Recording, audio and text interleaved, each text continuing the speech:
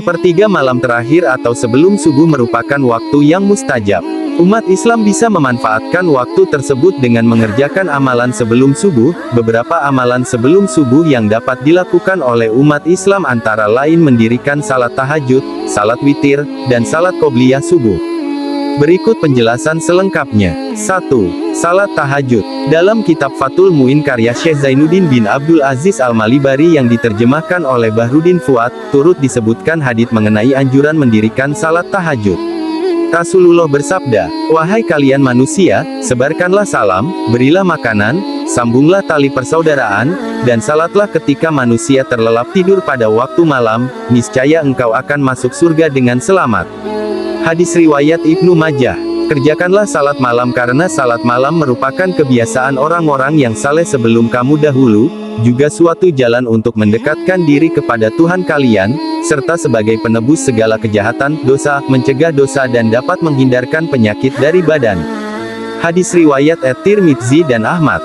2. Salat witir. Amalan yang selanjutnya ialah melaksanakan salat witir, di mana salat ini merupakan salat sunnah yang memiliki rakaat ganjil. Salat ini dilakukan setelah melakukan salat pada waktu malam yang lain misalnya tahajud dan tarawih. Hal tersebut juga didasarkan dengan hadits Rasulullah yang diriwayatkan oleh Ibnu Umar. Salat witir itu 1 rakaat di akhir malam. Hadis riwayat Muslim. 3. Salat qobliyah subuh. Salat sunnah terakhir yang bisa dilakukan sebelum waktu subuh adalah salat sunnah fajar atau qobliyah subuh.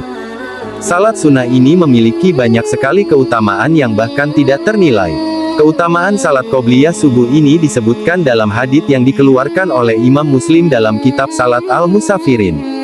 Dari Aisyah, ia berkata bahwa Rasulullah bersabda, "Waktu pelaksanaan salat qobliyah subuh adalah antara terbitnya fajar dan salat subuh," sebagaimana dikatakan Abu Bakar Jabir Al-Jazairi mengatakan dalam kitab Minhajul Muslim.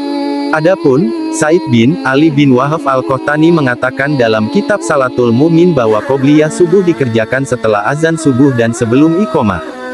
4. Membaca Al-Quran. Amalan setelah subuh lain yang bisa dikerjakan adalah membaca Al-Quran.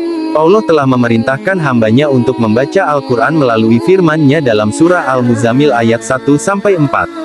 "Wahai orang yang berkelumun, Nabi Muhammad bangunlah untuk salat pada malam hari, kecuali sebagian kecil, yaitu, seperduanya, kurang sedikit dari itu, atau lebih dari seperdua itu. Bacalah Al-Quran itu dengan perlahan-lahan.